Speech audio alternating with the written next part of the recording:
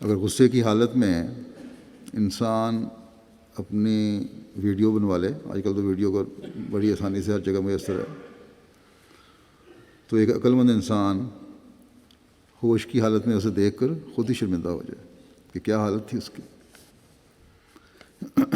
حضرت مسیح علیہ السلام نے ہمیں جس بارے میں نصائح فرمائی ہیں وہ میں پیش کرتا ہوں کہ مغضوب الغضب ہونے والوں کی کیفیت کیا ہو جاتی ہے۔ ان کے دماغ عقل اور حکمت سے خالی ہو جاتے ہیں، بعض دفعہ پاگل پن تک نوبت پہنچ جاتی ہے۔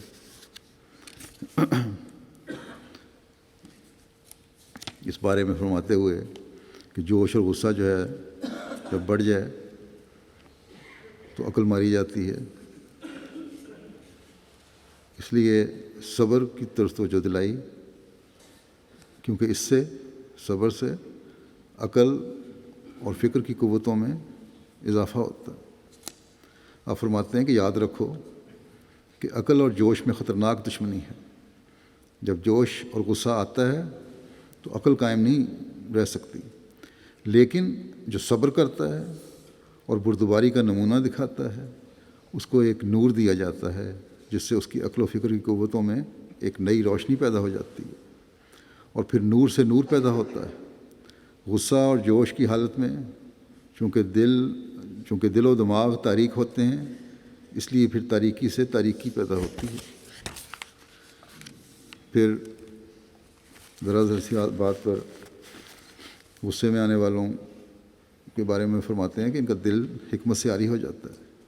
فرمایا یاد رکھو جو شخص سختی کرتا ہے اور غضب میں آ جاتا ہے اس کی زبان سے معارف اور حکمت کی باتیں ہرگز نہیں نکل سکتیں۔ وہ دل حکمت کی باتوں سے محروم کیا جاتا ہے۔ جو اپنے مقابل کے سامنے جلدی طیش میں آ کر آپے سے باہر ہو جاتا ہے، گندہ دہن اور بے لگام کے ہونٹ لطائف کے چشمے سے بے نصیب اور محروم کیے جاتے ہیں، پھر اسے اچھی اور نیک باتیں نہیں نکلتی، محروم رہ جاتا ہے۔ غضب اور حکمت دونوں جمع نہیں ہو سکتے۔ جو مغضوب الغضب ہوتا ہے اس کی عقل موٹی اور فہم کند ہوتا ہے، اس کو کبھی کسی میدان میں غلبہ اور نصرت نہیں دیے جاتے۔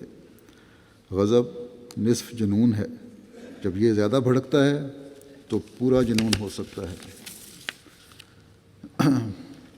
پھر آپ فرماتے ہیں کہ دو قوتیں انسان کو منجر با جنون کر دیتی ہیں، یعنی جنون کی طرف لے جانے والی بناتی ہیں، ایک بدظنی اور ایک غضب۔